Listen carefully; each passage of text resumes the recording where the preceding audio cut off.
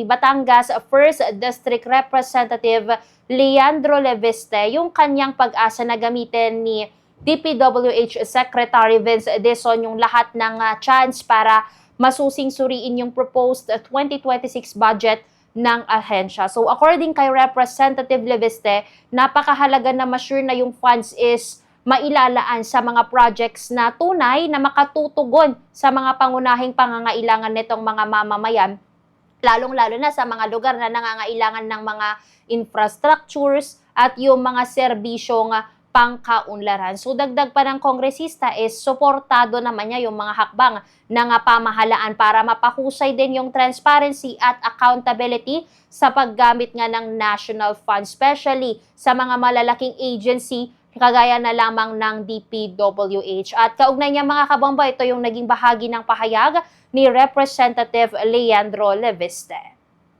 Hoping that Secretary Dizon will use the time available to revise the 2026 budget, particularly the projects that can be traced to the non-allocable leadership funds, that he knows what they are because those files are available in DPWH because of the desirable process for how projects were inserted into the DPWH budget with the input of interested contractors. So we have established that contractors insert projects into the DPWH NEP, and the question then is why? What motive would someone have not to touch these projects?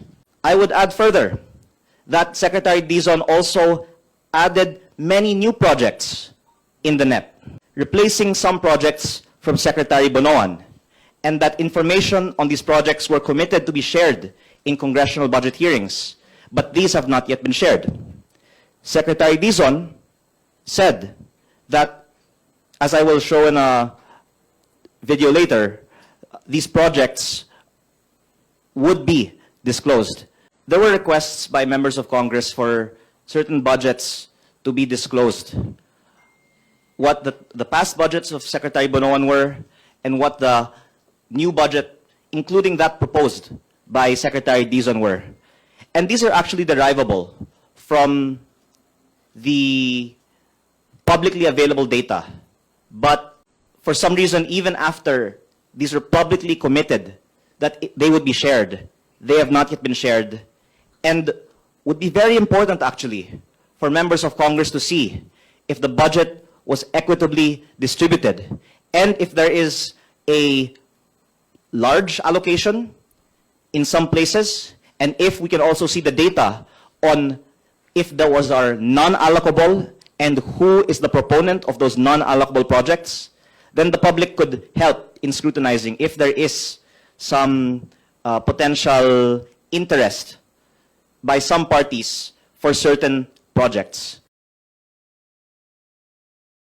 Hindi naman kasi enough yung laki ng budget dyan. So, mas importante pa rin yung tamang paggamit at yung pagtutok sa mga pangangailangan ng community, especially sa mga province or yung mga lalawigan nga katulad na lamang ng Batangas kung saan nga matindi yung pangangailangan ng infrastructure. So, yung halimbawa na lang, yung pananaw ni Representative Leviste na dapat maging masinop at maagap yung DPWH sa pag-alok nitong mga results from sa funds. Ayan, nagbibigay diin yan sa kahalagahan ng accountability. Pero ganun din, yung pag-support naman niya sa transparency is nagpapakita din ng malawak na pangunawa sa mga pangangailangan ng public na malaman kung paano nga ba ginagamit yung kanilang buwis. Kasi sa panahon ngayon, kapag may malinaw naman na pananagutan, mas napapalakas talaga yung tiwala ng mamamayan sa gobyerno.